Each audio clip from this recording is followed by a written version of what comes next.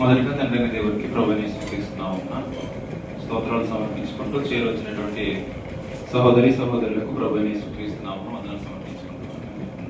అపోస్తలుల కార్యాల గ్రంథం 13వ అధ్యాయము 44వ వచనం నుంచి 46వ వచనంలో ఉన్న సందర్భాన్ని చదువుతాం. మరుసటి విశ్రాంతి దినమున దాదాపుగా ఆ పట్టణమంతయు దేవుని వాక్యము వినుటకు కూడి వచ్చెను. యూదులు జన సమూహములను చూచి మత్సరంతో నిండుకొని దూషించుచు పౌలు చెప్పిన వాటికి అడ్డం చెప్పిరి.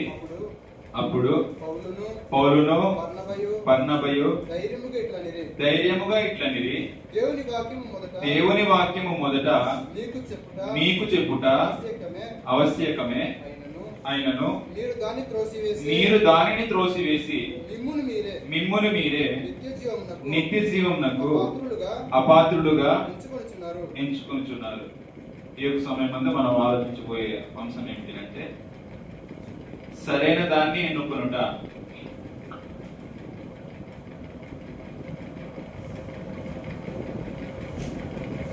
సరైన దానిని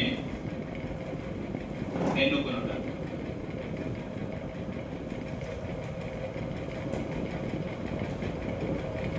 ఈ యొక్క దినం మీద మనం ఆలోచించబోయేటటువంటి అంశము సరైన దాన్ని ఎన్నుకొనుట.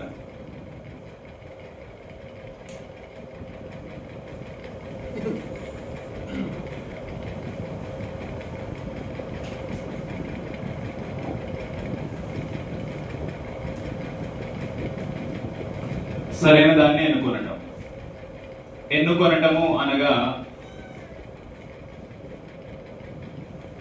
ఎన్నుకొనుట అంటే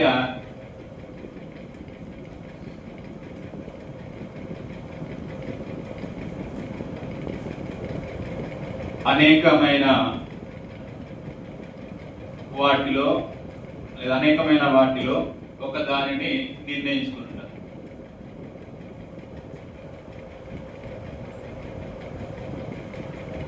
సరైన దాన్ని ఎన్నుకొనుట అనే ఒక పాఠాన్ని ఆలోచన చేద్దాం ఈ ఒక దినమందు. ఎన్నుకొనుట అనేసి అంటే అనేకమైన వాటిలో ఒక దాన్ని నిర్ణయించుకోవటము, ఒక దాన్ని ఎన్నుకోవటం. ఈ యొక్క దినమందు మనము ఒక నిర్ణయంలోనికి రావాలి, ఒక ఎన్నికలోనికి రావాలి. ఇక్కడ యూదులు చేసినటువంటి సరైనటువంటి నిర్ణయము వాళ్ళు తీసుకోలేదు. మనము మన యొక్క జీవితాల్లో ఎలాంటి యొక్క నిర్ణయాలు తీసుకుంటామో ఈ యొక్క దినం నుంచి మనము వాక్య ప్రకారంగా ఆలోచన చేయవలసినటువంటి బాధ్యత మనకుంది. మనము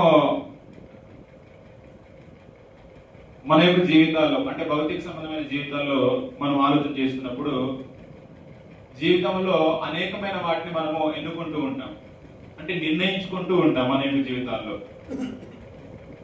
ఎన్నికను బట్టి మనము తీసుకున్నటువంటి నిర్ణయాన్ని బట్టి మేలు జరగవచ్చు లేదా కీడు జరగవచ్చు. మనము తీసుకున్నటువంటి నిర్ణయాన్ని బట్టి, మనం తీసుకున్నటువంటి ఎన్నికను బట్టి అది మేలే కావచ్చు, కీడే కావచ్చు. అది ఏం జరుగుతుంది అంటే మన యొక్క జీవితాల్లో అది మేలుకైనా తీసుకెళ్తుంది లేదా కీడుకైనా తీసుకెళ్తుంది. మనం తీసుకున్నటువంటి నిర్ణయం, మనం తీసుకున్నటువంటి ఎన్నిక. మనం ఎన్నుకునేటప్పుడు చాలా జాగ్రత్తగా చూసుకొని ఎన్నుకోవాల్సినటువంటి బాధ్యత మనకుంది. ఇందులో మొట్టమొదటి పాయింట్ గా మనము ఎన్నుకునేవి స్వల్పకాలము. ఇందులో మొదటి పాయింట్ మనము ఎన్నుకునేవి స్వల్పకాలం వరకు ఉంటుంది, దీర్ఘకాలం వరకు కూడా ఉంటుంది. స్వల్పకాలము దీర్ఘకాలం కూడా అది ఏం చేస్తుంది అంటే ప్రభావితం అన్నది చూపిస్తుంది, ప్రభావితం చేస్తుంది. ప్రభావితం చేస్తాయి. మనము ఎన్నుకునేవి స్వల్పకాలం వరకు ప్రభావితం చేసేవి ఉన్నాయి, దీర్ఘకాలం వరకు ప్రభావితం చేసేవి ఉన్నాయి. ఎగ్జాంపుల్ గా స్వల్పకాలం వరకు ప్రభావితం చేసేవి ఏమిటి అంటే, మన యొక్క జీవితాల్లో స్వల్పకాలము నాకు ఎన్నుకునేవి ఏమిటంటే, మనం తినేటటువంటి ఆహారం, మనం ధరించుకునేటటువంటి వస్త్రాలు. మనము వస్త్రాలు తీసుకునేటప్పుడు షాపింగ్ మాల్కి వెళ్ళి ఏం చేస్తామంటే ఒక డ్రెస్ను ఎన్నుకుంటాం, ఒక దాన్ని నేను తీసుకోవాలనేటటువంటి నిర్ణయాన్ని తీసుకుంటాం. ఇది కొంతకాలము ఉండేటటువంటి నిర్ణయం, స్వల్పకాలము ఉండేటటువంటి నిర్ణయం. అదే దీర్ఘకాలం వరకు ప్రభావితం చేసేటటువంటి ఎన్నికలు కూడా ఉన్నాయి. అందులో ఎగ్జాంపుల్ గా వివాహం చేసుకునేటటువంటి వివాహమునకు సిద్ధపడినటువంటి యవనస్తుడు భార్య విషయంలో ఒక నిర్ణయానికి వస్తాడు. అంటే భార్యను వివాహం చేసుకునేటటువంటి విషయంలో ఒక అబ్బాయి అయితే ఇలాంటి అమ్మాయి కావాలి, ఇలాంటి లక్షణాలు కలిగినటువంటి అమ్మాయి కావాలని నిర్ణయం చేసుకుంటాడు, ఎన్నిక చేసుకుంటాడు. అలాగే ఒక స్త్రీ అయితే ఇలాంటి ఒక పురుషుడు కావాలని ఎన్నికను చేసుకుంటాడు. అతను తీసుకున్నటువంటి నిర్ణయము అది దీర్ఘకాలము వరకు దాని యొక్క ప్రభావితం అనేది చూపిస్తుంది. దీర్ఘకాలం అంటే మనము భూమి మీద బ్రతుకున్నంత వరకు. ఒకరోజు తీసుకునేటటువంటి నిర్ణయం, వివాహం చేసుకోవాలి అని ఒకరోజు తీసుకునేటటువంటి నిర్ణయము, ఇలాంటి వ్యక్తిని చేసుకోవాలి అని ఒక దినాన తీసుకునేటటువంటి నిర్ణయము ద్వారా జీవితకాలం వరకు ఆ యొక్క నిర్ణయము ప్రభావితం అనేది చూపిస్తుంది. ఇది దీర్ఘకాలము వరకు చూపించేటటువంటి నిర్ణయం. కానీ ఆత్మ సంబంధమైన ప్రతి వాడు కూడా స్వల్పకాలము, దీర్ఘకాలం కాదు, శాశ్వత కాలం కొరకు నిర్ణయం తీసుకోవాలి. శాశ్వత కాలం వరకు నిర్ణయం. శాశ్వత కాలం వరకు ఎలాగ నిర్ణయం తీసుకుంటాము అంటే, శాశ్వతంగా ఉండాలి అంటే మనము దేవుణ్ణి ఎన్నుకోవాలి, దేవుణ్ణి లేదా సాతాను. శాశ్వతంగా దేవునితో నివసించాలంటే దేవుని ఎన్నుకోవాలి, శాశ్వతంగా నరకంలో వెళ్ళాలంటే సాతాను ఎన్నుకోవాలి. అది మన యొక్క నిర్ణయం. మనము ఎన్నుకునేటటువంటి ఎన్నిక అన్నది ప్రభావితం చూపిస్తుంది, ప్రభావితం అనేది చేస్తుంది. దేవుణ్ణి మనం ఎన్నుకుంటే దేవునితో శాశ్వత కాలం నివసించడానికి అవకాశం ఉంటుంది. సాతాను ఎన్నుకుంటే సాతానుతో శాశ్వత కాలం నరకంలో ఉండడానికి అవకాశం ఉంటుంది. అలాంటి ప్రభావాలు అనేది మనకు చూపిస్తూ ఉంటుంది. కాబట్టి మనము తీసుకునేటువంటి నిర్ణయం అనేది చాలా జాగ్రత్తగా మనం ఆలోచన చేసి తీసుకోవాల్సినటువంటి బాధ్యత మనకుంది. ఇక్కడ యూదులైనటువంటి వారు, యూదులు అన్న ఇశ్రాయేలు అన్న ఒకటే. ఇశ్రాయేలు అన్న యూదులు అన్న ఒకటే. వీళ్ళు ఏం చేశారు అంటే ఒక నిర్ణయానికి వచ్చారు, ఒక ఎన్నికలోనికి వచ్చారు. అదే వచనాన్ని మరొకసారి చదువుతాం. అపోస్తుల కార్యాల గ్రంథం 13వ అధ్యాయము 46వ వచనంలో. అపోస్తుల కార్యాల గ్రంథం 13వ అధ్యాయము 46వ వచనం. అప్పుడు పౌలును బర్నబయు ధైర్యముగా ఇట్లనిరి, దేవుని వాక్యము మొదట మీకు చెప్పుట ఆవశ్యకమే, అయినను మీరు దానిని త్రోసివేసి, దేవుని వాక్యాన్ని త్రోసివేసి మిమ్మును మీరే నిత్య జీవమునకు అపాత్రులుగా ఎంచుకుంటున్నారు. నిత్య జీవానికి అపాత్రులుగా ఎంచుకున్నారంట. వాళ్ళు నిర్ణయించుకున్నారు, మేము నిత్య జీవానికి రాము అని నిర్ణయించుకున్నారు. నిత్య జీవానికి మేము రాము అని ఏం చేశారంటే నిర్ణయం చేసుకున్నారంట. నిత్య జీవమునకు అపాత్రులమని, నిత్య జీవమునకు అపాత్రులుగా ఎంచుకున్నారు.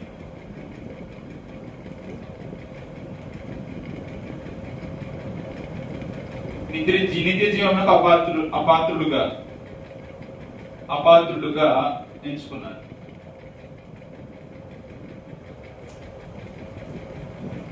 కాబట్టి మనము మన యొక్క జీవితాల్లో కూడా దేన్ని ఎన్నిక చేసుకుంటున్నాం? మనం ఎన్నుకున్నటువంటి నిర్ణయము, మనము ఎన్నుకున్నటువంటి ఎన్నిక అన్నది శాశ్వత కాలం కొరక, స్వల్పకాలం కొరక, దీర్ఘకాలం కొరక, లేదా శాశ్వత కాలం కొరక ఎన్నిక అన్నది మనము సరైనటువంటి విధానంలో తీసుకుంటున్నామా లేదా? ఈ యూదులైనటువంటి వారు శాశ్వత కాలము కొరకైనటువంటి నిర్ణయాన్ని ఇలాగూ ఎంచుకున్నారంట. మేము దేవుని వాక్య ప్రకారంగా మేము నడుచుకోము, మేము నిత్య జీవమునకు అపాత్రులము అనే విషయాన్ని ఇక్కడ తెలియజేశారు. దేవుని యొక్క వాక్యానికి లోబడకపోతే నిత్య జీవానికి అపాత్రులు.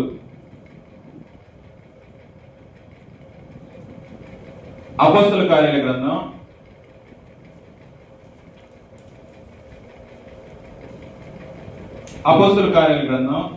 7వ అధ్యాయము 51వ వచనం చదవండి ఒకసారి. అపోస్తల కార్యాల గ్రంథం 7వ అధ్యాయం 51వ వచనం.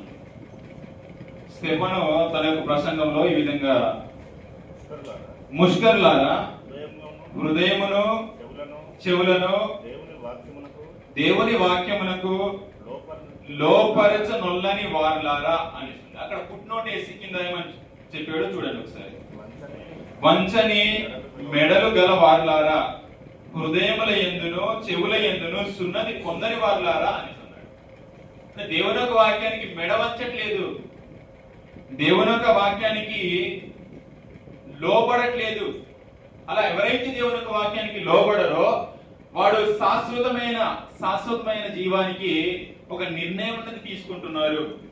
వారు నిత్య జీవమునకు అపాత్రులుగా ఎంచుకుంటున్నారని పౌలును బర్నబా అదే విషయాన్ని ధైర్యంగా చెప్పారు. దేవుని వాక్యము మొదట మీకు చెప్పుట ఆవశ్యకమే, అయినను మీరు దానిని త్రోసివేసి, దేవుని వాక్యానికి లోబడకపోవడము త్రోసివేయటము, మీరు దానిని త్రోసివేసి మిమ్మును మీరే నిత్య జీవమునకు అపాత్రులుగా ఎంచుకొనిచున్నారు. నిత్య జీవానికి మేము అపాత్రులము అనే ఒక నిర్ణయానికి వచ్చారు. వారు తీసుకున్న ఆ వాక్యము చెప్పేటప్పుడు తీసుకున్నటువంటి చిన్న నిర్ణయమే ఎంతవరకు ప్రభావితం చూపిస్తుంది అంటే శాశ్వతమైన జీవాన్ని కోల్పోయేటటువంటి ప్రభావితం అనేది చూపిస్తుంది. చిన్న నిర్ణయమే. వాక్యం చెప్తున్నప్పుడు వినకుండా, మెడ వంచకుండా, లోబడకుండా బర్నబా పౌలు చెప్తుంటే పట్టించుకోకుండా ఉంటే వారు నిత్య జీవానికే అపాత్రులుగా ఎంచుకున్నారని అక్కడ తెలియజేశాడు. 48వ వచనంలో అన్యజనుల గురించి చెప్తూ, అన్యజనులు ఆ మాట విని సంతోషించి దేవుని వాక్యమును మహిమపరిచిరి మరియు నిత్య జీవమునకు నిర్ణయింపబడిన వారందరూ విశ్వసించి అని. ఇక్కడ మనం చాలా జాగ్రత్తగా గమనించాలి.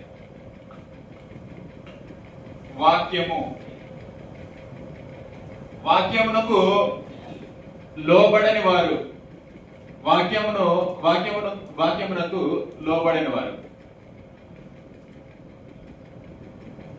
లోబడని వారు నిత్య జీవానికి అపాత్రులు ఎంచుకున్నారు. అదే వాక్యానికి లోబడినటువంటి వారు వాక్యాన్ని మహిమపరిచిన వారు.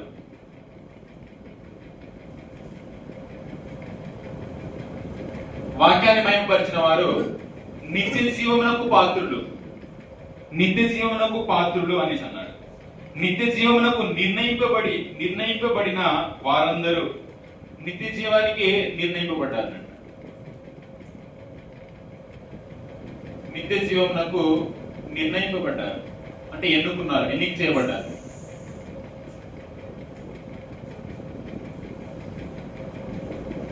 కాబట్టి మనం చాలా జాగ్రత్తగా గమనించాలి.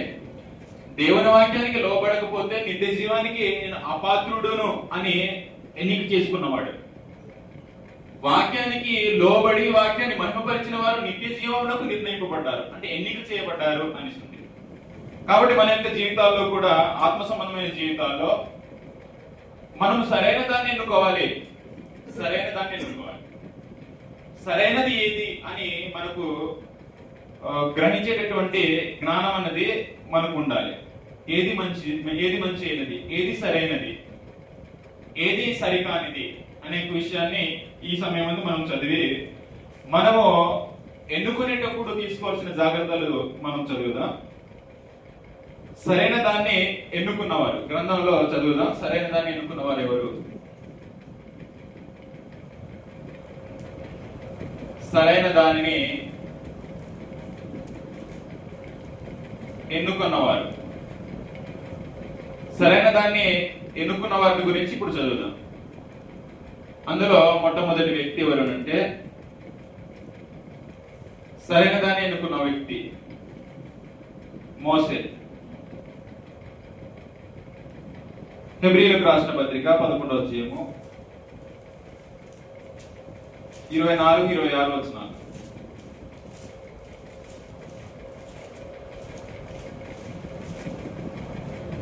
హెబ్రీయులకు రాసిన పత్రిక 11వ అధ్యాయం 24వ వచనం చదువుతున్నాం. మోషే పెద్దవాడైనప్పుడు విశ్వాసమును బట్టి ఐగుప్తు ధనము కంటే క్రీస్తు విషయమైన నింద గొప్ప భాగ్యమని ఎంచుకొని అనేసింది. ఇప్పుడు మోసే ఎదుట రెండు నిర్ణయాలు ఉన్నాయి. అంటే నిర్ణయించుకోవడానికి రెండు స్థలాలను చూపిస్తున్నాడు. ఒకటి ఏమిటి అంటే ఐగుప్తు ధనం. ఈ యొక్క మోసే ఎదుట రెండు ఉన్నాయి. ఒకటి ఐగుప్తు ధనం,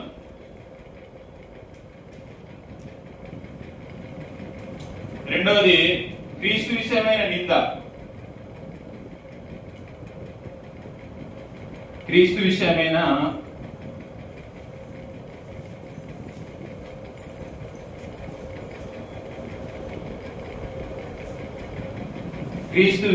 గొప్ప నింద. క్రీస్తు విషయమైన గొప్ప నింద. ఇందులో సరైనది ఏది? భౌతికంగా చూసినప్పుడు భౌతికంగా జీవించినటువంటి వ్యక్తికి అయితే ఐగుప్తు ధనమే సరైనటువంటి ఎన్నిక. కానీ ఈ యొక్క మోసే గారు భౌతికంగా తాను ఆశించలేదు. తాను ఆత్మ సంబంధంగా జీవిస్తున్నాడు. కాబట్టి ఆత్మ సంబంధంగా ఉన్నవానికి ఏది సరైనటువంటి ఎన్నిక అంటే క్రీస్తు విషయమైన నింద. కాబట్టి ఈ మోసే గారిని మనం చూసి నేర్చుకోవాలి సరైన దాన్ని ఎలా ఎన్నుకోవాలి. మోసే ఎదుట ఐగుప్తు యొక్క ధనము. మోసే పెద్దవాడైనప్పుడు విశ్వాసమును బట్టి ఐగుప్తు ధనము కంటే, అంటే ఐగుప్తులో రాజు అయ్యేటటువంటి, అంటే రాజుకు ఎటువంటి ధనం ఉందో ఆ ధనమంతా మోసే ఎదుట కనిపిస్తుంది. కానీ ఆ యొక్క ఐగుప్తు యొక్క ధనము తాను రాజై ఆ యొక్క ధనాన్ని అనుభవించేటటువంటి ఆ యొక్క ఎన్నికను మోసే విడిచిపెట్టి క్రీస్తు విషయమైన గొప్ప నింద భాగ్యమని ఎంచుకున్నాడు అంట. గొప్ప నింద భాగ్యమని ఎన్నుకొని లేదా ఎంచుకుని మోసే సరైనటువంటి ఎన్నికను ఎన్నుకున్నాడు. ఆ సరైనటువంటి ఎన్నిక క్రీస్తు విషయమైనటువంటి నింద గొప్ప భాగ్యమని ఎంచుకొని ఇక్కడ వివరిస్తున్నాడు. అల్పకాలము పాపభోగము అనుభవించట కంటే దేవుని ప్రజలతో శ్రమ అనుభవించడం మేలని యోచించి ఫరో కుమార్తె యొక్క కుమారుని అనిపించుకున్నటకు ఒప్పుకొనలేదు. ఏలైనగా అతడు ప్రతిఫలముగా కలగబో బహుమానము పొందుటకు దృష్టి ఉంచెను అని. ఈ ఐగుప్తు ధనాన్ని అతను ఎన్నుకుంటే అది అల్పకాలము.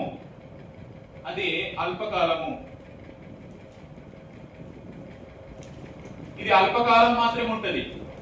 ఈ అల్పకాలము నేను పాపభోగాన్ని అనుభవించడం కంటే దేవుని ప్రజలతో క్రీస్తు విషయమైన నింద గొప్ప భాగ్యం ఎంచుకుని నేను క్రీస్తు విషయమైన నింద అనుభవిస్తే నాకు కలగబోవు ఆ యొక్క బహుమానంను,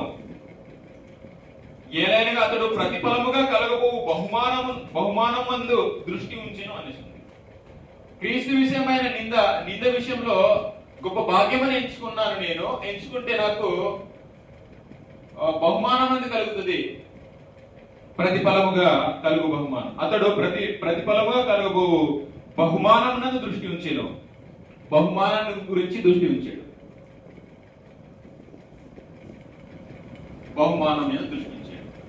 కాబట్టి ఇందులో మోసే అనుకున్నటువంటి ఎన్నిక సరైనదా కాదనేసి అంటే సరైనదే. ఏది సరైనటువంటి నింద అంటే ఏది సరైనటువంటి ఎన్నిక అనేసి అంటే, అల్పకాలం కాదు, నేను శాశ్వత కాలం కొరకు ఒక నిర్ణయం చేసుకోవాలని సరైనటువంటి నిర్ణయం తీసుకున్నాడు మోషే గారు. అది క్రీస్తు విషయమైనటువంటి నింద. అది శాశ్వత కాలం ఉండేటటువంటిది. ఒకవేళ నేను ఐగుప్తు యొక్క ధనాన్ని నేను ఎన్నుకుంటే అది అల్పము అంటే చాలా కొద్ది కాలమే. అల్పకాలపు భోగం అనుభవించిన కంటే, అంటే కొద్ది కాలంలో ఈ యొక్క భోగాన్ని, పాప భోగాన్ని నేను అనుభవించిన కంటే దేవుని ప్రజలతో నింద అనుభవించి నేను ప్రతిఫలముగా కలుగు బహుమానమును, శాశ్వతంగా నేను ఉండేటటువంటి ఆ యొక్క స్థలాన్ని, ఆ యొక్క బహుమానాన్ని నేను పొందుకోవాలని ఒక నిర్ణయంలోకి వచ్చాడు. ఒకదాన్ని ఎన్నుకున్నాడు. రెండో వ్యక్తి, సరైన దాన్ని ఎన్నుకున్న వ్యక్తుల్లో రెండో వ్యక్తి ఫిలిప్పీలకు రాసిన పత్రిక 3వ అధ్యాయము 7వ వచనం. పౌలు గారు ఫిలిప్పీలకు రాసిన పత్రిక 3వ అధ్యాయం 7వ వచనం.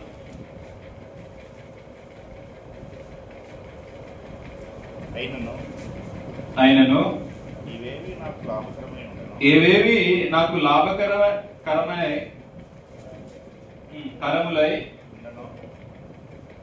ఉండెనో వాటిని క్రీస్తు నిమిత్తము నష్టముగా ఎంచుకొంటిని.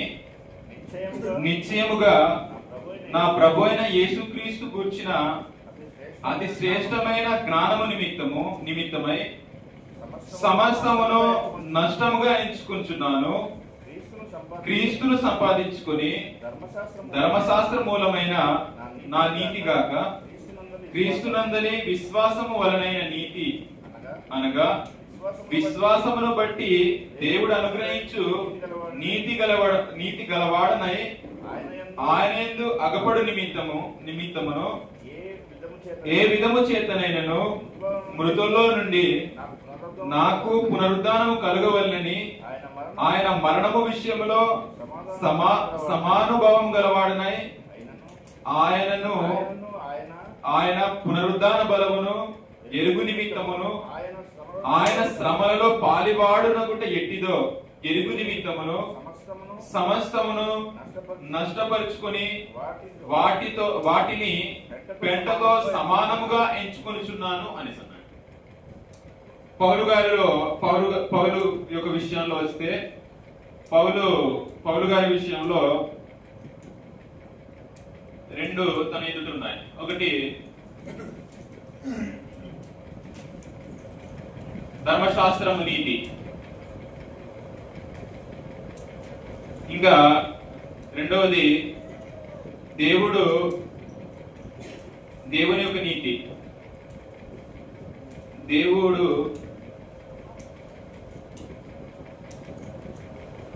క్రీస్తునందు వినియోగపరిచిన నీతి.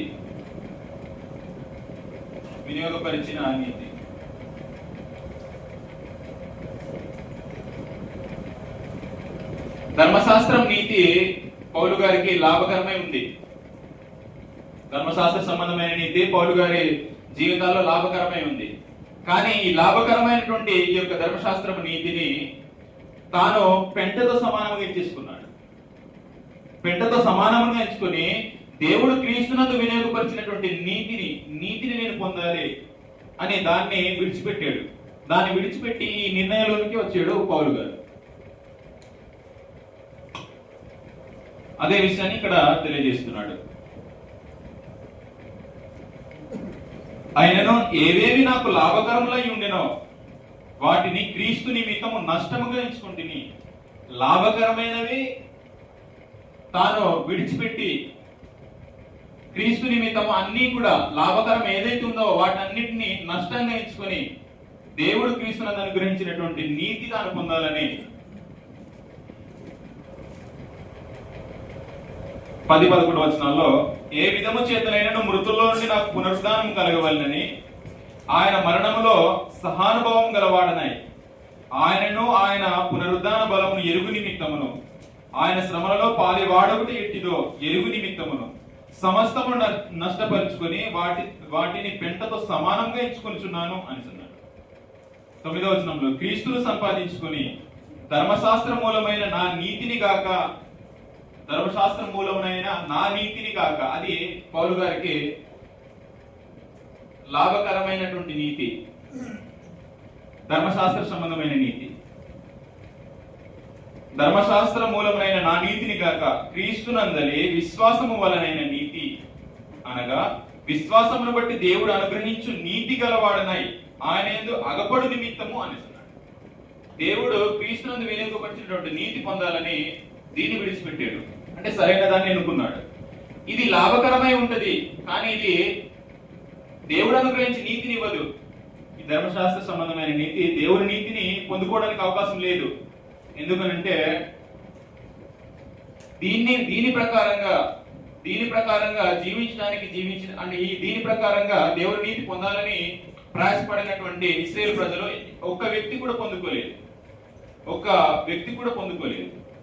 ఈ ధర్మశాస్త్రం నీతి ఎలాంటిది అంటే, ధర్మశాస్త్ర సంబంధమైన నీతి ఎలాంటిది అంటే, ఈ ధర్మశాస్త్రం అంతయు గైకొని ఒక ఆజ్ఞ విషయంలో నువ్వు తప్పిపోతే నువ్వు నీతి పొందుకోలేవు. అలాంటిది ధర్మశాస్త్ర సంబంధమైన నీతి. ఒకసారి చూడండి, యాకోబు పత్రిక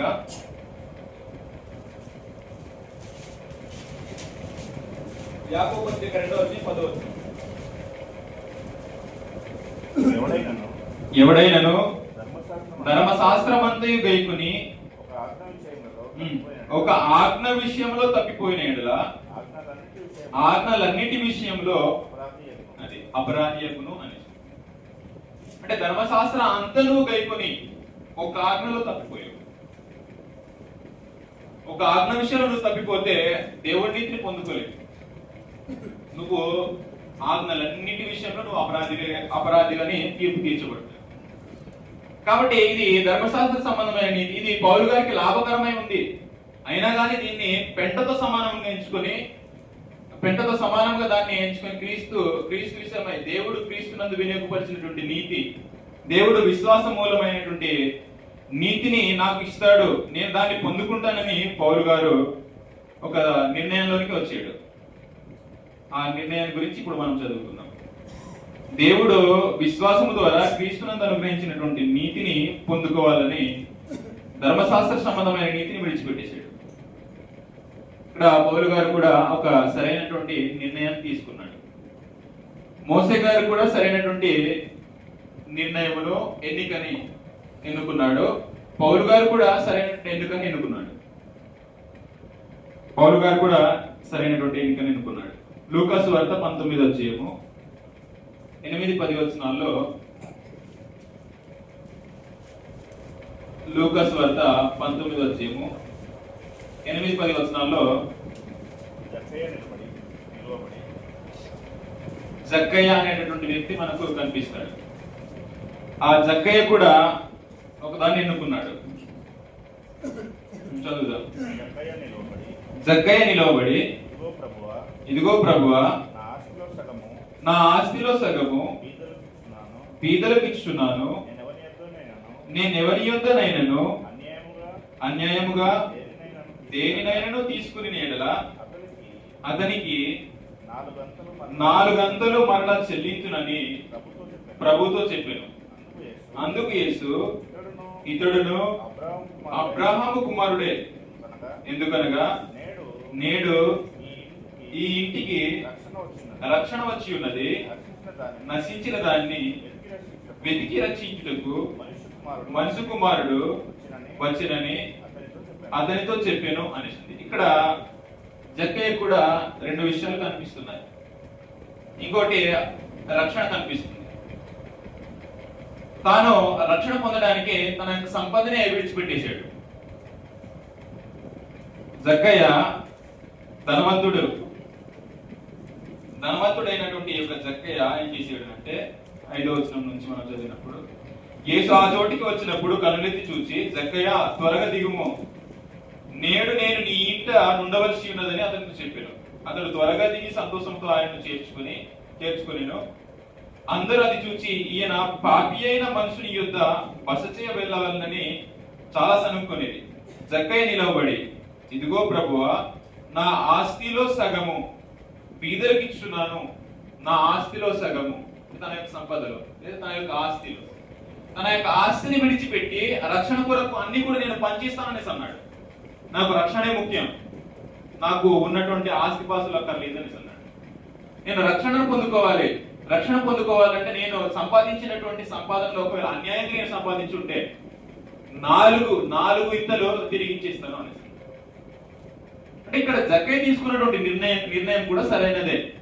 తనకు కావాల్సింది ధనం కాదు, తనకు కావాల్సింది సంపద కాదు, తనకు కావాల్సింది రక్షణ అని తెలుసుకున్నాడు. తనకు కావాల్సింది రక్షణ అని ఒక నిర్ణయం తీసుకుని ఒక ఎన్నికను ఎన్నుకున్నాడు. ఇదిగో ప్రభువా, నా ఆస్తిలో సగము బీదలకు ఇచ్చున్నాను, నేను ఎవరి యొద్దనైనా అన్యాయముగా దేనినైనా తీసుకుని నేను అతనికి నాలుగింతలు మరలా చెల్లించునని ప్రభుత్వం చెప్పాడు. ఒకవేళ నేను ఎవరి దగ్గరైనా అన్యాయం చేసి ఉంటే, గతంలో నేను అన్యాయం చేస్తున్నానని నాకు అర్థమైతే 4 ఇంతలు ఇచ్చేస్తాను నా ఆస్తిని. నాకు కావాల్సింది రక్షణ, నేను రక్షణ పొందుకోవాలి అని ఒక ఎన్నికలోనికి, ఒక నిర్ణయంలోనికి వచ్చాడు జక్కయ్య. ఇది సరైన దాన్ని ఎన్నుకున్న వ్యక్తులలో 3 గురించి ఆలోచన చేశాము. మొదటి వ్యక్తి మోషే. ఐగుప్తు ధనం అంటే ఐగుప్తు యొక్క రాజభోగాన్ని విడిచిపెట్టేశాడు. రాజభోగం అది అల్పకాలం ఉంటది, అది కొంతవరకు ఉంటది, ఈ భూమి మీద నివసిస్తున్న కాలం వరకు ఉంటది. కానీ అది శాశ్వతంగా లేదు కాబట్టి, శాశ్వతంగా ఉండదు కాబట్టి, నేను క్రీస్తు విషయమైనటువంటి గొప్ప నింద నేను భాగ్యమని ఎంచుకుంటే దానికి ప్రతిఫలంగా కలుగు బహుమానం నేను పొందుకుంటాను, శాశ్వతంగా ఉండేదాన్ని పొందుకుంటాను అని నిర్ణయించుకున్నాడు. రెండో వ్యక్తి పౌలు. ధర్మశాస్త్రము పౌలు యొక్క జీవితాల్లో లాభకరమై ఉంది, అయినా కానీ లాభకరమైనటువంటి ధర్మశాస్త్రం యొక్క నీతిని పెంటతో సమానంగా ఎంచుకుని విశ్వాసము మూలముగా దేవుడు తనకు అనుగ్రహించిన నీతిని పొందాలని పౌలు గారు దీన్ని విడిచిపెట్టి దీన్ని ఎన్నుకున్నాడు. జక్కయ్య కూడా తన యొక్క సంపదను విడిచిపెట్టి రక్షణ కావాలని ఒక ఎన్నికలోనికి వచ్చాడు. కాబట్టి సరైన దాన్ని ఎన్నుకున్నటువంటి వారు 3 గురించి ఆలోచన చేశారు. మీరు గమనించండి, మనము ఎన్నుకునేటటువంటి ఎన్నికను మనం చాలా జాగ్రత్తగా గమనించాలి. మనము ఎన్నుకున్నవి స్వల్పకాలం వరకు పనిచేస్తాయి, దీర్ఘకాలం వరకు పనిచేస్తాయి, శాశ్వత కాలం వరకు పనిచేస్తాయి.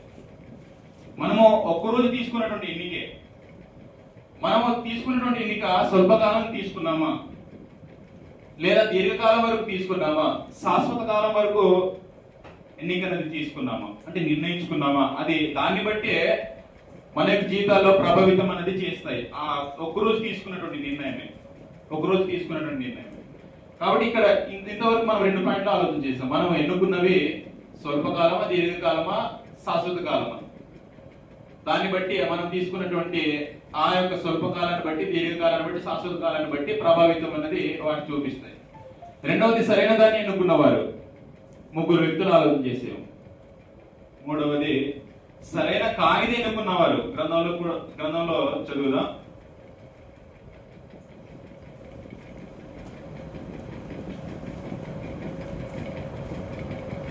సరికాని దానిని ఎన్నుకున్నవారు.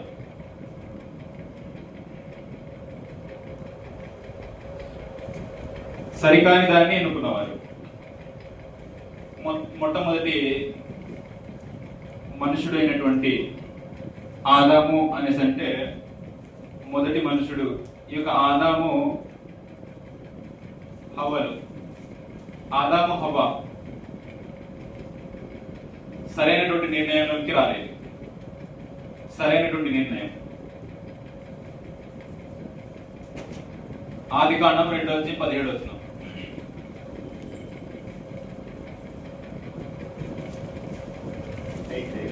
అయితే మంచి చెడ్డలు తెలియచ్చు, వృక్ష ఫలములను తినకూడదు, నీవు వాటిని తిను దినమున నిశ్చయముగా చచ్చదువని నరునికి ఆజ్ఞాపించెను. అది దేవుని యొక్క మాటలు.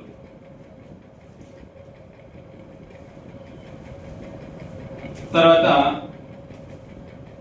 అదే ఆదికాండము 3:17.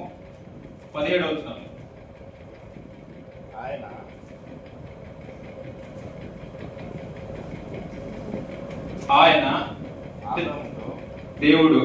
అంటే దేవుడు ఆదాముతో నీవు నీ భార్య మాట విని తినవద్దని తినవద్దని నేను నీకు ఆజ్ఞాపించిన వృక్ష ఫలములు తింటివి అనేసి అన్నాడు. మీరు గమనించండి, సరైన దాన్ని ఎన్నుకోలేనటువంటి వారు ఎవరో మనం చదువుతున్నాం. ఆదాము హవ్వ. ఆదాముకు దేవుని యొక్క మాటలు తెలియజేశాడు. మంచి చెడ్డల తెలుగు నుంచి వృక్ష ఫలం నువ్వు తినకూడదు అని ఆజ్ఞాపించాడు ఆదాముకు దేవుడు. అయితే ఇక్కడ అదే దేవుడు ఏమని అంటున్నాడు అంటే, నీవు నీ భార్య మాట విని నేను ఏదైతే ఆజ్ఞాపించానో, తినకూడదని ఆజ్ఞాపించానో ఆ వృక్ష ఫలములు తింటివి. నువ్వు సాతాను మాటలు వినడానికి నిర్ణయించుకున్నావు అని అన్నాడు. సాతాను మాటలు వినడానికి నిర్ణయించుకున్నావు. ఇక్కడ చాలా జాగ్రత్తగా గమనించాలి.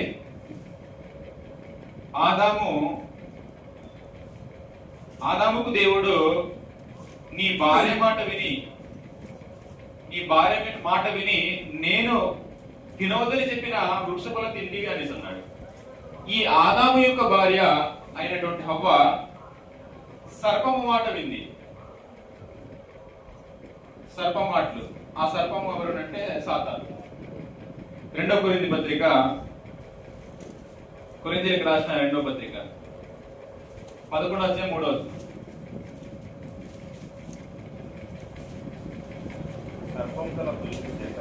సర్పము తన కుయుక్తి చేత అది హవ్వను మోసపరిచినట్లు అనేసింది. సర్పము అంటే సాతాను. ఈ సాతాను తన యొక్క కుయుక్తి చేత హవ్వను మోసపరిచింది. ఈ హవ్వ ఆదామును మోసపుచ్చింది. ఇక్కడ ఆదాము హవ్వ సరైన నిర్ణయంలోకి రాలేదు. దేవుని మాటలు వినడానికి నిర్ణయించుకోలేదు. సాతాను మాటలు వినడానికి నిర్ణయించుకున్నారు. నిర్ణయించుకుంటే వారికి ఆ ప్రభావితమైనంత ఎలాగ చూపించింది అంటే, ఏదేను తోటలో నుంచి పంపివేయబడ్డారు.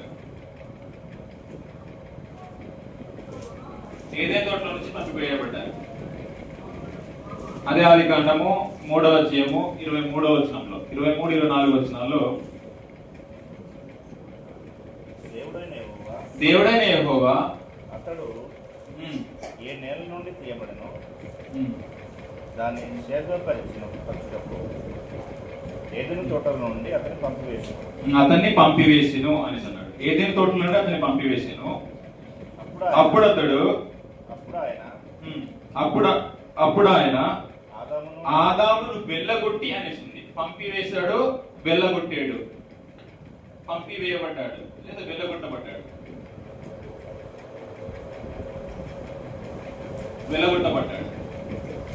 దేని బట్టి అంటే సాతాను మాటలు వినడాన్ని బట్టి. ఇక్కడ ఆదాము సరైనటువంటి ఎన్నికన్నది ఎన్నుకోలేదు, సరికాని దాన్ని ఎన్నుకున్నాడు. ఆదాము హవ్వ దానికి పర్యవసనం ఏమి పొందుకున్నారంటే ఏదైనా తోటలో నుంచి బయట గెంటి వేయబడ్డారు, బయట వెళ్ళగొట్ట వేయబడ్డారు. ఇంకా 2వ వ్యక్తి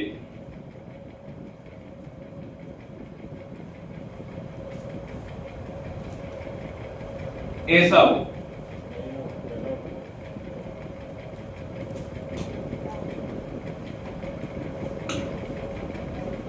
హెబ్రీయులకు రాసిన పత్రిక 12వ అధ్యాయం.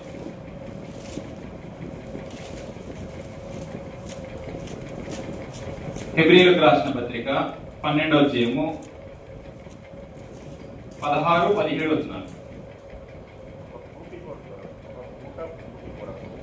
ఒక పూట కూటి కొరకు తన జ్యేష్ఠత్వపు హక్కును అమ్మివేసిన ఏసావు వంటి భ్రష్టుడైనను వ్యభిచారి అయినను ఉండునేమో అనియు జాగ్రత్తగా చూచుకునుడి అనేసింది. ఇక్కడ ఏసావు ఎదుట రెండు కనిపిస్తున్నాయి.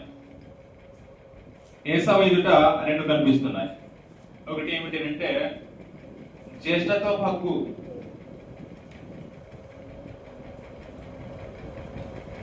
జ్యేష్ఠత్వపు హక్కు అంటే ఆశీర్వాదం.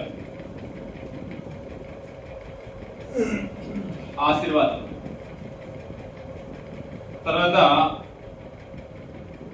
ఒక పూట కూటి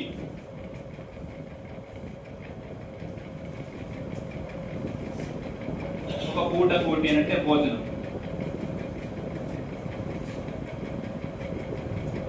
ఒక పూట భోజనం.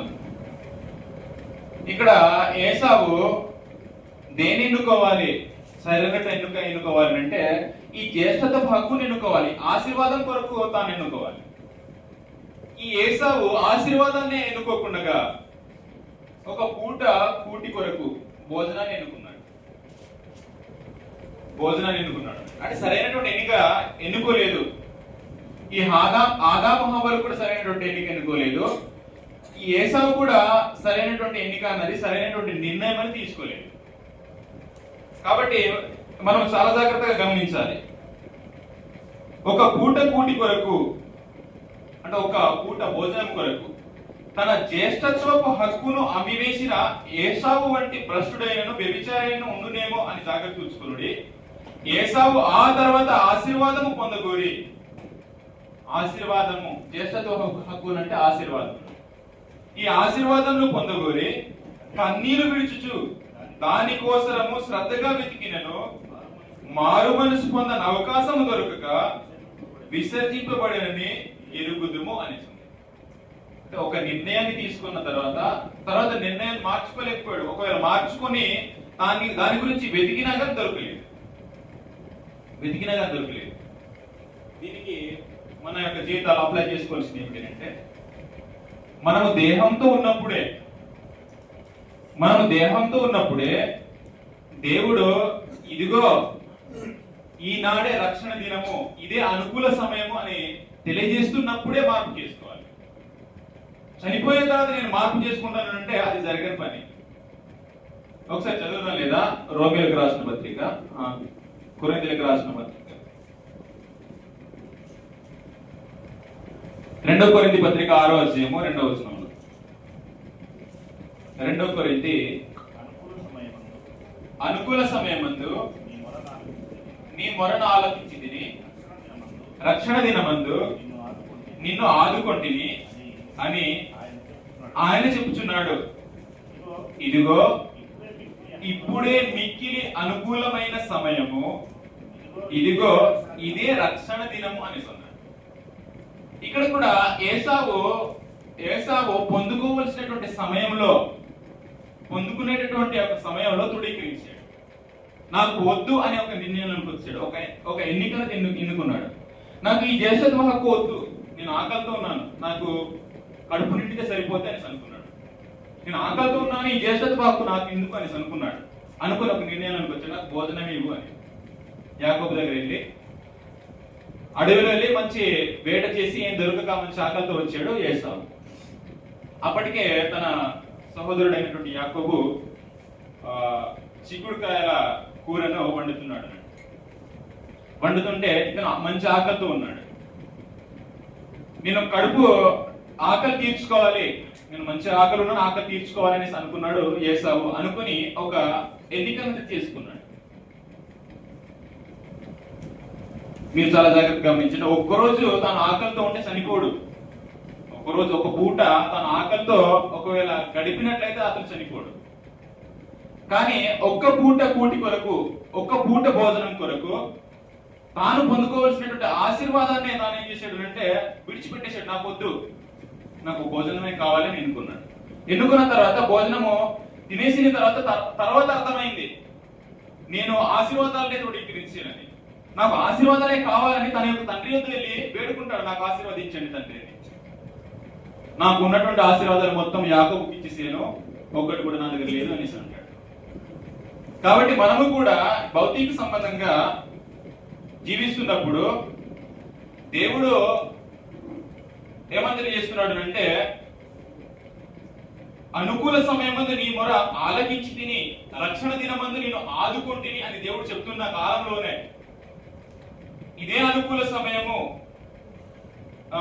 ఇదిగో ఇప్పుడే మిక్కిలి అనుకూల సమయము, ఇదిగో రక్షణ దినము అని దేవుడు తెలియజేస్తున్న ఒక సమయంలోనే మనము పొందుకోవాల్సినటువంటి రక్షణను పొందుకుంటేనే దేవునికి ఉగ్రత నుంచి తప్పించుకోవడానికి అవకాశం ఉంటుంది. ఈ ఏసావు తాను ఆ సమయంలో తృఢీకరించి తర్వాత వెతికినాగా దొరకలేదు. ఇప్పుడు బ్రతికి ఉన్న మనము రక్షణ విషయంలో నిర్లక్ష్యం చేస్తూ రక్షణ నాకు అవసరం లేదన్నట్టు విచ్చలవిడితనం జీవిస్తే అనుకోని పరిస్థితిలో ఒకవేళ మన యొక్క ప్రాణము విడిపోతే, అంటే మన యొక్క దేహం నుంచి ప్రాణము విడిపోతే, దేహం నుంచి ప్రాణము వేరైతే ఎంత ఏడ్చినా ఏం దొరకదు. ఎంత ఏడ్చినా రక్షణ పొందడానికి అవకాశమే లేదు. మనకందరికి అర్థమయ్యేటట్టుగా లాజరు ధనవంతులు ఉన్నారు. లాజరు విశ్రాంతి స్థలంలో లేడు, నెమ్మదికరమైన స్థలంలో లేడు. ధనవంతుడు వేదనకరమైన స్థలంలో లేడు. వెళ్ళి అబ్రహాంతో అంటాడు, నాకు భూమి మీద తినడానికి అవకాశం ఇవ్వు, మా సహోదరులు ఉన్నారు, వారికి నేను చెప్పేసి ఇక్కడ రాకుండా నేను చెప్పేసి వస్తాను అని అంటాడు.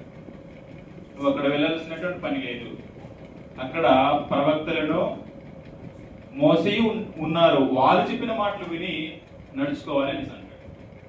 కాబట్టి ఇందులో ఏసావు సరైనటువంటి నిర్ణయం తీసుకోలేదనే ఒక విషయాన్ని మనం నేర్చుకున్నాం. ఇంకా మూడో వ్యక్తి, మొదటి రాజుల గ్రంథం 16వ అధ్యాయము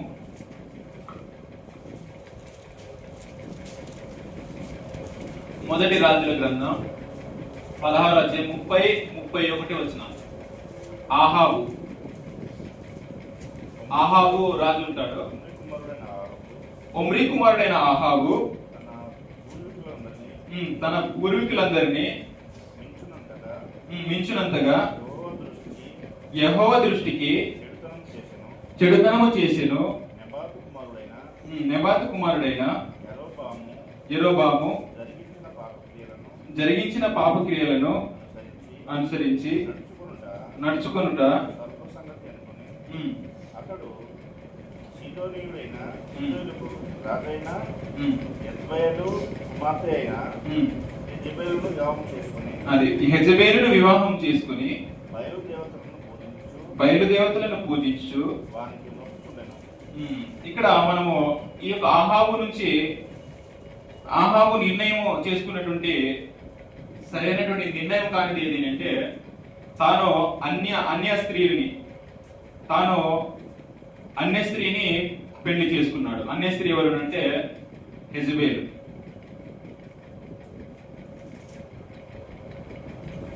యెజబెలును ఎన్నుకున్నాడు వివాహం చేసుకోవడానికి. ఆహాబు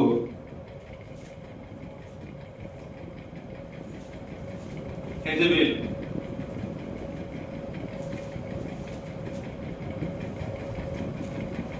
ఈ యెజబెలును వివాహం చేసుకోవడానికి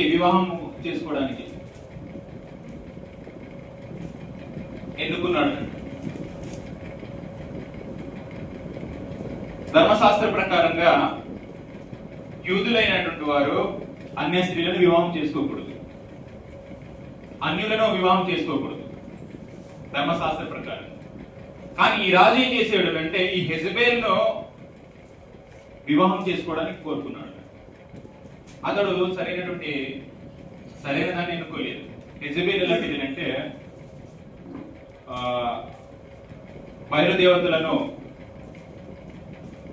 బయలుదేవతలను పూజించేది, బయలుదేవత ప్రవక్తలను అనేక మందిని పోషించేటటువంటిది. అలాంటి ఒక స్త్రీని వివాహం చేసుకోవడానికి ఎన్నుకున్నాడు అంటే ఈ యొక్క ఎవరనంటే ఆహాబు తీసుకున్నటువంటి నిర్ణయం కూడా సరైనది కాదు. 21వ అధ్యాయము, అదే మొదటి రాజుల గ్రంథం 21వ అధ్యాయము 25వ వచనంలో ఈ విధంగా రాబడింది. ఒకసారి చూడండి. తన భార్య అయిన యెజబెలు ప్రేరేపణ చేత యెహోవా దృష్టికి కీడు చెయ్య తను తాను అమ్ముకొనిన ఆహాబు వంటి వాడు ఎవడును లేడు అని. ఇక్కడ చాలా జాగ్రత్తగా గమనించాలి. తన భార్య అయిన యెజబెలు ప్రేరణ చేత యెహోవా దృష్టికి కీడు చేయ తను తాను అమ్ముకొనిన ఆహాబు వంటి వాడు ఎవడును లేడు అని అన్నాడు. కీడు చేయడానికి తన యొక్క భార్యకు, అంటే తాను ఎన్నుకొనడమే తప్పు, ఎన్నుకొనడమే సరైనది కానప్పుడు తాను ఏం చేసాడు అంటే తన యొక్క భార్య యొక్క ప్రేరేపణ చేత, తన యొక్క భార్య ఆలోచనలు బట్టి దేవుని దృష్టికి కీడు చేయడానికి తాను అమ్మేసుకున్నాడు అంట. తను తాను అమ్మేసుకున్నాడు. ఇతను ఎన్నిక చేసుకోవడమే సరైన ఎన్నిక కాదు, ఎందుకంటే అన్య స్త్రీని చేసుకున్నాడు. ఇప్పుడు సమాజంలో జరుగుతున్నటువంటి పరిస్థితులు ఎలాగంటే ఒక క్రైస్తవుడు ఒక అన్య స్త్రీని చేసుకోవడం, ఒక క్రైస్తవురాలు ఒక అన్యునికి వెళ్ళిపోవడం, అలాగనేది చేసుకోకూడదు. పెళ్లిళ్ళు వివాహాలు బట్టి ఆత్మ సంబంధమైన కుటుంబాలు కట్టబడతాయి. వివాహంను బట్టి ఆత్మ సంబంధమైన కుటుంబాలకు పునాది వివాహమే. వివాహాన్నే మనం ఏం చేయాలంటే చాలా జాగ్రత్తగా వివాహం చేసుకోవాలి. క్రైస్తవులనే వివాహం చేసుకోవాలి, అన్యులను చేసుకోకూడదు. కాబట్టి ఇక్కడ ఆహాబు కూడా సరైనటువంటి నిర్ణయం తీసుకోలేదు. తర్వాత రెండవ రాజుల గ్రంథం 5వ అధ్యాయము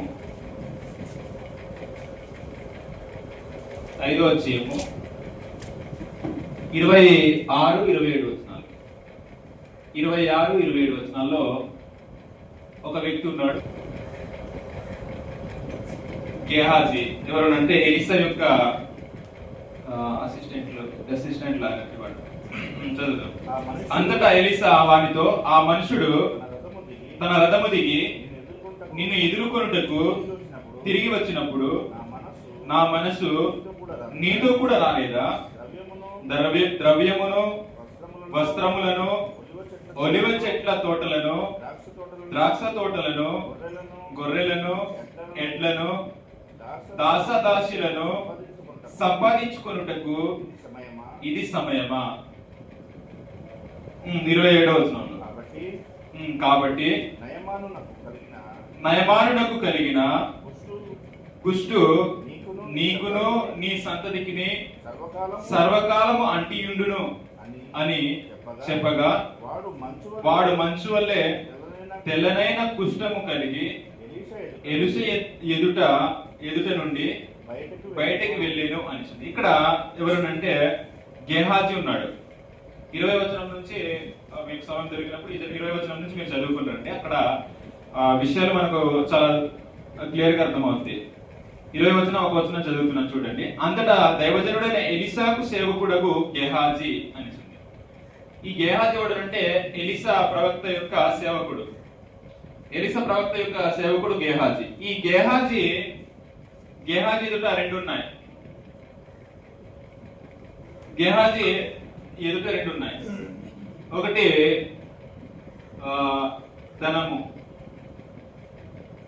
అన్నది నయమాన్ తీసుకొచ్చాడు. నయమాన్ తీసుకొచ్చి ఎలీసాకు ధనం ఇస్తున్నాడు.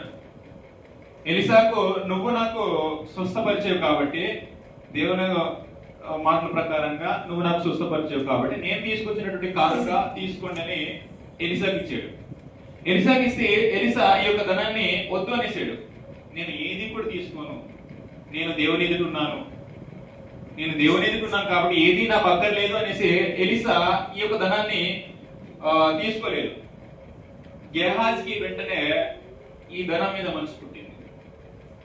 ధనం మీద మనసు పుట్టి ఈ నయమాను వెళ్తున్నప్పుడు మధ్య దారిలో తాను పరిగెత్తుకుంటూ వెళ్ళి ఏమని అబద్ధం చేశాడు? ఈ ధనాన్ని ఆశించి, ధనాన్ని కావాలని ఒక నిర్ణయం తీసుకుని ఒక అబద్ధం ఆడాడు. నా సేవకుని దగ్గర ఒక ఇద్దరు మనుషులు వచ్చారు, వారికి ఇచ్చి పంపించడానికి నాకు మీరు ఇచ్చినటువంటి కానుక ఇవ్వండి అని నాకు ఎలిసా పంపించాడు అనేటటువంటి అబద్ధం చెప్పి ఈ ధనాన్ని ఆశించి తాను కుష్ఠరోగాన్ని తెచ్చుకున్నాడు. నయమాను కుష్ఠంలో నుంచి నేను స్వస్థత పొందాను అనే ఆలోచనతో తీసుకొచ్చినటువంటి ఈ యొక్క కానుకను ఎలిసా వద్దన్నాడు. ఈ గేహాజీ, ఎలిసా సేవకుడు గేహాజీ నాకు కావాలని తాను అబద్ధమాడి దీన్ని తీసుకొని వచ్చాడు. అప్పుడు ఎలిసా ఎదుట వచ్చి ఎక్కడ వెళ్ళావు అనేసి అడుగుతున్నాడు. ఇప్పుడు 26వ వచనంలో మనం ఇందాక చదువుకున్నాం. అంతటా ఎలిసా వానితో, ఆ మనుషుడు తన రథము దిగి నిన్ను ఎదుర్కొనుటకు తిరిగి వచ్చినప్పుడు నా మనసు నీతో కూడా రాలేదా? అంటే అబద్ధం ఆడుతున్నాడని ఎలిసా తెలిసిపోయింది. మనకి ఇంకా అర్థం కావడానికి పైన 25వ వచనం చదువుకోలేదు. 25వ వచనం. అతడు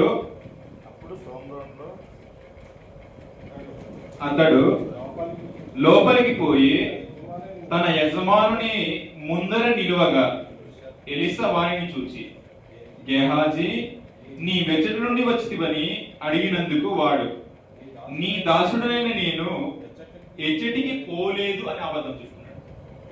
అబద్ధాన్ని ఎందుకు చెప్పాడు అంటే, ధనాన్ని ఆశించి నాకు ధనం కావాలని ఒక నిర్ణయంతో ఎలీసాకి అబద్ధం ఆడుతున్నాడు. ఈ ఎలీసా అతను ఆడుతున్నటువంటి అబద్ధాన్ని తెలుసుకుని, నువ్వు రథము వెంట వెళ్తున్నప్పుడు నా మనసు కూడా నీతో రాలేదా అని ప్రశ్నిస్తున్నాడు. ఇప్పుడు అంతటి ఎలీసా వారితో, ఆ మనుషుడు రథము దిగి నిన్ను ఎదుర్కొనుటకు తిరిగి వచ్చినప్పుడు నా మనసు నీతో కూడా రాలేదా?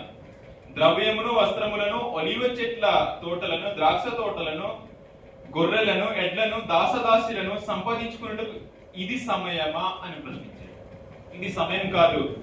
మనము దేవుని పక్షాన మనం నిల్చొని దేవుని సేవ చేస్తున్నాం. దేవుని సేవ చేస్తుంటే దేవుడు అంతా మనకు చూసుకుంటాడు. దేవుడు ఇవ్వవలసినటువంటి ప్రతిఫలాన్ని ఇస్తాడు. ఈ యొక్క గేహాజీ ఈ యొక్క ధనాన్ని ఆశించి ఎలీసా ఎదుటే అబద్ధమాడాడు ధనం కోసం. కాబట్టి ఈ యొక్క గేహాజీ కూడా సరైనటువంటి నిర్ణయం తీసుకోలేదు. ఇంకా చెప్తే సమయం ఎక్కిపోతుంది. నేను 4వ పాయింట్ చెప్పి నేను ముగించేస్తాను. మనము ఎన్నుకునేటప్పుడు ఆలోచించవలసినది 4వ పాయింట్. మనము ఎన్నుకున్నప్పుడు ఆలోచన చేసేవి.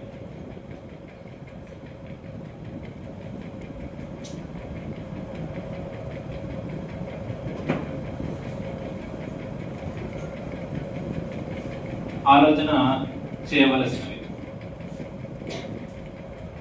మనం ఎన్నుకున్నప్పుడు ఆలోచన చేయవలసినవి. ఎలాగ మనం ఆలోచన చేయాలి? ఒకటి ఎన్నుకున్నప్పుడు, ఒకటి నిర్ణయం చేసుకుంటున్నప్పుడు ఎలాగ ఆలోచన చేయాలి? 119వ కీర్తన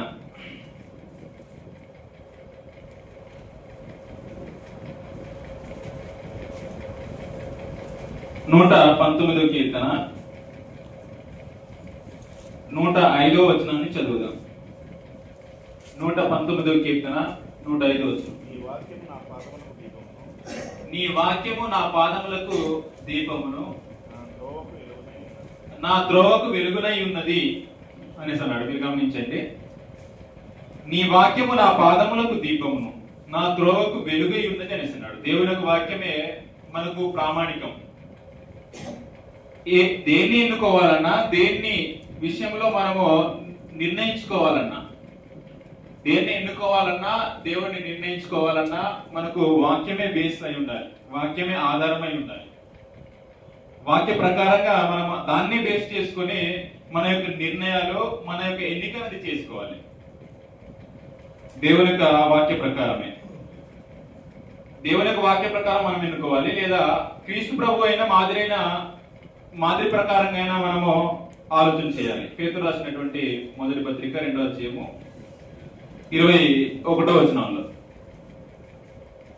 పేతురు రాసిన మొదటి పత్రిక 2వ అధ్యాయం 21వ వచనం, క్రీస్తు ప్రభు చూపించినటువంటి మాదిరి అయినా అయి ఉండాలి మనము ఎన్నుకునేటప్పుడు. క్రీస్తు కూడా మీ కొరకు బాధపడి మీరు తన అడుగుజాడల యందు నడుచుకున్నట్లు మీకు మాదిరి ఉంచిపోయిన నెస్తుంది. క్రీస్తు ప్రభు ఒక మాదిరి అయినా మనం చూసి ఒక నిర్ణయంలోనికి రావాలి. దేన్నైనా ఎన్నుకోవడానికి ముందుకు రావాలి. అంటే ఆధారం అనేది మనకు ఉండాలి. దేన్ని ఎన్నుకున్నప్పుడు, దేన్నైనా నిర్ణయించుకుంటున్నప్పుడు ఆధారం అనేది వాక్యం ఉండాలి. లేదా క్రీస్తు ప్రభు జీవించి చూపించినటువంటి మాదిరైన ఉండాలి. ఆ మాదిరి లేనప్పుడు, దేవుని యొక్క వాక్యం ఆధారం లేనప్పుడు, క్రీస్తు ప్రభు యొక్క మాదిరి లేనప్పుడు మనము ఆలోచన చేసుకుని నిర్ణయం తీసుకోవాలి. ఆలోచన చేసుకుని ఎన్నుకోవాలి. లేదా ప్రార్థన పూర్వకంగా అయినా మనం ఏం చేయాలంటే ఒక నిర్ణయంలోనికి రావాలి. ఫిలిప్పీలకు రాసిన పత్రిక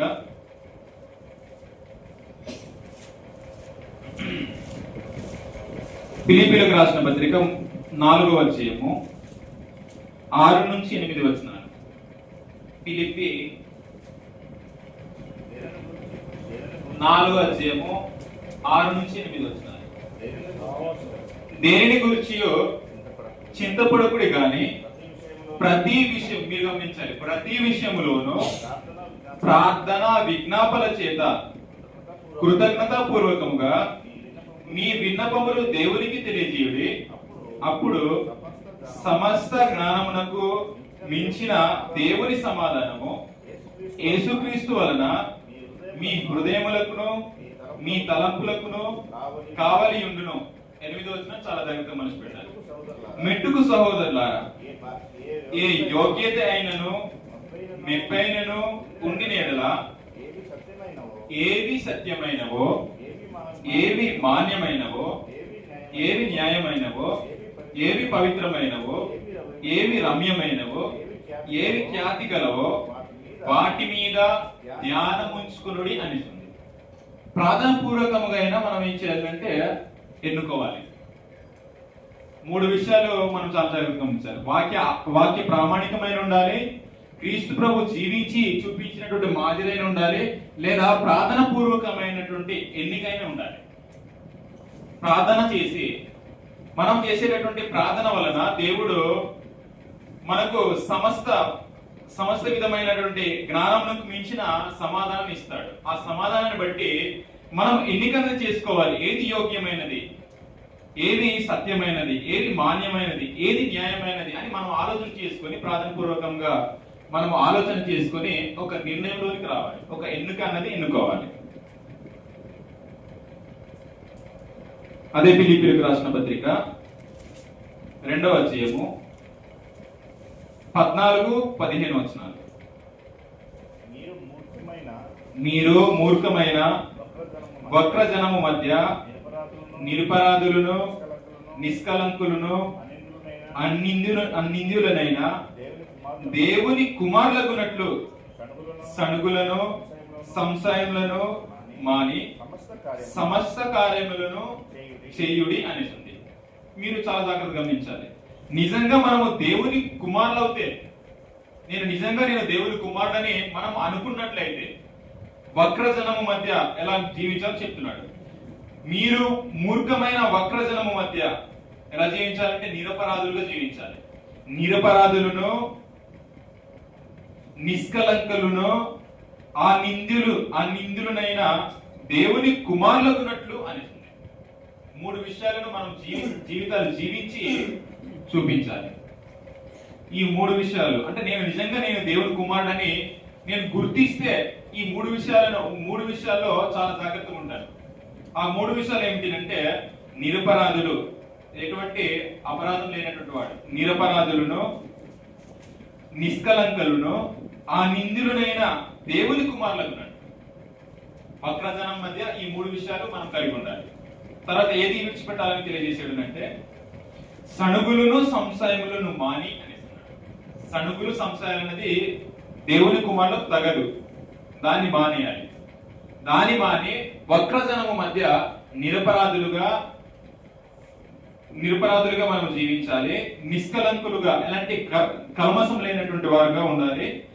ఎలాంటి నింద అనేది మనం లేనటువంటి వారుగా ఉండాలి. అలా మనము ఉంటే దేవుని కుమారులని మనం గుర్తు చేసుకోవాలి. నేను దేవుని కుమారుడని దాన్ని బట్టి మనం గుర్తు చేసుకోవాలి. కాబట్టి ఇలాంటి జీవితాన్ని మనం కలిగి ఉండి, లేదా ఇలాంటి యొక్క జీవితాలను బట్టి మనము ఒక నిర్ణయం అనేది, ఒక ఎన్నిక అనేది ఎన్నుకోవాలి. కాబట్టి ఈ యొక్క దినమందు ఈ యొక్క విషయాలను మనము చాలా జాగ్రత్తగా మనసు పెట్టాలి. సరైన దాన్ని ఎన్నుకునుట అంటే అనేకమైన వాటిలో ఒక దాన్ని నిర్ణయం చేసుకునుట అని అర్థం. సరైన దాన్ని ఎన్నుకునుట అంటే మంచిదాన్ని నిర్ణయించుకోవటం, మంచిదాన్ని ఎన్నుకోనటము. మనం ఎన్నుకున్నది స్వల్పకాలం కావచ్చు, దీర్ఘకాలం కావచ్చు, శాశ్వత కాలం కావచ్చు. మనము తీసుకున్నటువంటి ఆ యొక్క ఎన్నిక, మనం తీసుకున్నటువంటి ఆ యొక్క నిర్ణయము స్వల్పకాలందా, దీర్ఘకాలందా, శాశ్వత కాలందా, దేన్ని మనం ఎన్నుకున్నాము ఆ యొక్క విషయాలను మనసులో ఉంచుకోవాలి. యూదులైతే శాశ్వతంగా నిత్య జీవాన్నే అపాత్రులుగా వారు ఎంచేసుకున్నారంట. అలాంటి యొక్క తప్పులు, అలాంటి యొక్క పొరపాట్లు మనం చేయకుండా సరైన దాన్ని ఎన్నుకున్న వారు మన గ్రంథంలో 3 వ్యక్తుల గురించి ఆలోచన చేసాము. మోషే, పౌలు, జక్కయ్య. సరైన దానిని ఎన్నుకొనని వారు ఎవరో కూడా మనం చదువుకున్నాం.